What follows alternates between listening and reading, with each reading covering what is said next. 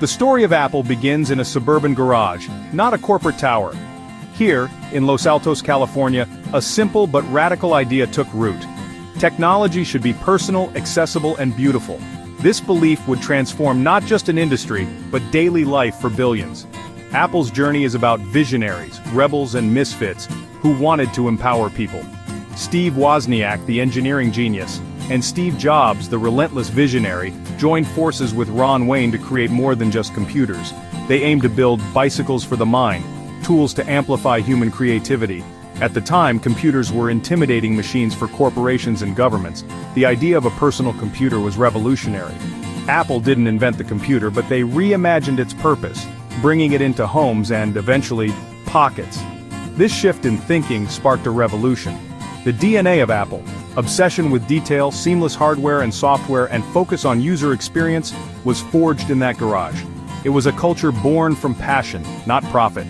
Apple's founders believed that if you make something truly great, success will follow. This philosophy has guided Apple through every triumph and setback. The biggest ideas, it turns out, can come from the humblest beginnings. And that garage remains the North Star for Apple's journey into the future. Apple's first product, the Apple I, was little more than a circuit board, hand-built by Wozniak, sold by Jobs. Wozniak built it for fun, Jobs saw a business. Their partnership turned a hobby into a company. The Apple I was sold as a kit, requiring users to supply their own keyboard and monitor. Jobs secured a crucial order from the Byte Shop, forcing them to scale up production in his garage. This early success gave them the momentum for their next leap, the Apple II.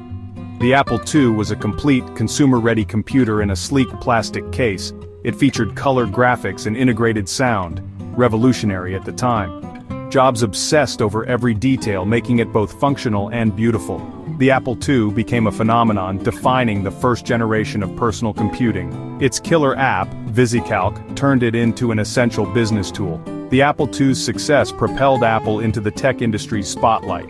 It wasn't just a product, it was the engine of Apple's meteoric rise.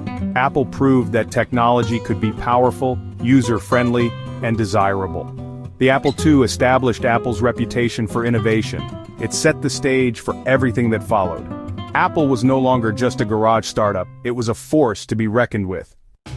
By the early 1980s, Apple was thriving, but Jobs wanted more.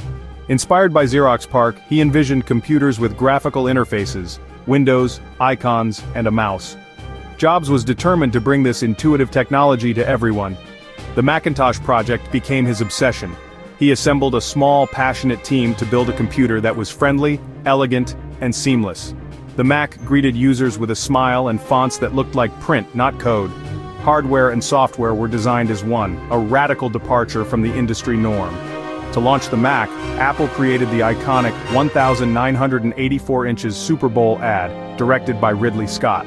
The ad didn't show the product. It sold a vision Apple as a force for liberation against conformity. The Macintosh introduced the world to the desktop metaphor and point-and-click simplicity. Its initial sales were modest, but its influence was massive. The Mac set a new standard for human-computer interaction.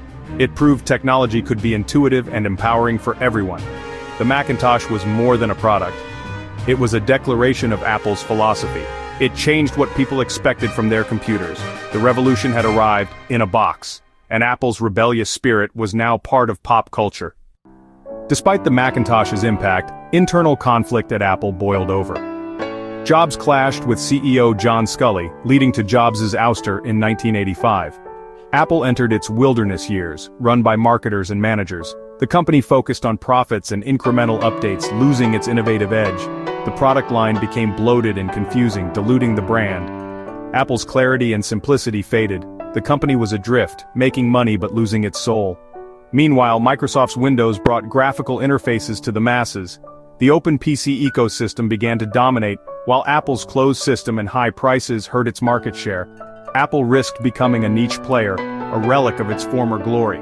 The spirit of bold innovation was gone. The company that once defined the future was now struggling to find its place.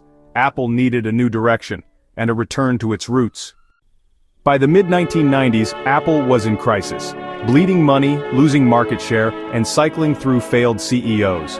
In desperation, Apple acquired Next, bringing Steve Jobs back in 1997. Jobs found a bloated, unfocused company and immediately slashed the product line to just 4 core products.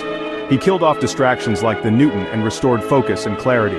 To signal Apple's rebirth, Jobs launched the Think Different campaign, celebrating rebels and creative geniuses. It was a promise. Apple would challenge the status quo again. Jobs re-infused Apple with his passion for excellence and user experience. The next operating system became the foundation for Mac OS X. Jobs' return was a turning point. Apple was back on track. With vision and ruthless execution, he set Apple on a path to its greatest triumphs. The comeback had begun. The first product of Apple's revival was the iMac in 1998, a bold, colorful, all-in-one computer. Its design broke the mold, ditching floppy drives for USB and making the internet accessible to everyone. The iMac was a hit, proving Apple was back as a design leader. This success gave Apple the confidence to expand beyond computers. Enter the iPod in 2001, a sleek device that put 1,000 songs in your pocket. The iPod was simple, elegant, and instantly iconic. It transformed the music industry and made Apple a household name. The real magic was the iTunes Store, launched in 2003. It let users buy songs legally for 99 cents, integrating seamlessly with the iPod. Apple now controlled hardware, software, and content, a powerful ecosystem. This formula became the blueprint for Apple's future. Apple was no longer just a computer company, it was the hub of the digital lifestyle. By the mid-2000s, Apple dominated music and was resurgent in computers, but Jobs saw a new threat: the mobile phone.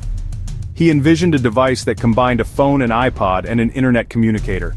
The iPhone project was secretive and ambitious, with teams racing to perfect a multi-touch interface. The result was magical: pinch, swipe, and tap felt natural and intuitive. Jobs unveiled the iPhone in 2007, stunning the world. It was a computer in your pocket with a giant screen and almost no buttons. The iPhone instantly made every other smartphone obsolete.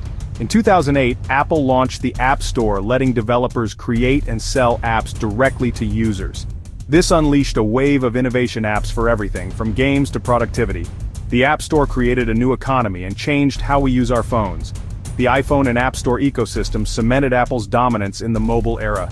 Apple had redefined the phone and the future. The world would never be the same. Apple was now at the center of the digital universe, and the revolution continued. Steve Jobs' passing in 2011 marked the end of an era. Tim Cook, Jobs' trusted deputy, took the helm, not as a copy, but as his own leader. Under Cook, Apple soared to become the world's first trillion-dollar company. The iPhone remained Apple's engine, but Cook expanded the ecosystem. He launched new products like the Apple Watch, focusing on health and fitness, and AirPods, which became a cultural phenomenon. Cook also led Apple's shift to custom-designed Apple Silicon chips, boosting Mac performance and efficiency. He grew Apple's services business, App Store, Apple Music, iCloud, and more, creating steady revenue beyond hardware. Cook emphasized privacy and environmental responsibility, shaping Apple's modern identity. His leadership proved Apple's success wasn't tied to one person, but to a culture of innovation and quality. Apple thrived, not just survived, after Jobs. The company continued to set the pace for the industry. Cook's thoughtful expansion and operational excellence defined a new era. Apple's future looked brighter than ever. Apple's journey from garage to global giant is about more than technology, it's about vision, art, and humanity. Steve Jobs believed technology must be married with the liberal arts to truly matter. This philosophy is Apple's legacy products that are beautiful, intuitive, and transformative. Apple's focus on user experience has raised the bar for the entire industry. The company didn't just make products, it shaped culture and created new markets.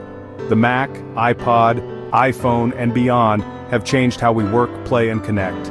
Today, Apple explores new frontiers: augmented reality, artificial intelligence, and more. The challenges ahead are immense, but Apple's foundation is strong. The culture of innovation, detail, and bold bets remain central. Apple's story invites us to reflect on how technology shapes our lives. From the Apple I to the latest iPhone, a few passionate people have changed everything. The next chapter is unwritten, but Apple will keep striving to empower us all. The journey continues at the intersection of technology and humanity.